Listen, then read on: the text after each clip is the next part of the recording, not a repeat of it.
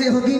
تو اللہ تعالیٰ قرآن مقدس میں ارشاد فرماتا ہے من یعمل من الصالحات من ذکر او انثی، وہ مرد ہو یا عورت ہو اچھے بھلے کام کریں گے وہ مومن اور ان کے دلوں میں ایمان کا نور ہوگا. فلنحیینہ حیاتا طیبہ، اور جب وہ اپنی زندگی کو میرے بتائے ہوئے طریقے سے زندگی کو گزاریں گے، ہم ان کی زندگی میں آسانیاں پیدا کر دیں گے، ہم ان کی زندگی میں خوشیاں بھر دیں گے اور ہم ان کی تمام مشکلوں کو آسان. میرے عزیزوں، آپ کو پریشان ہونے کی ضرورت نہیں ہے.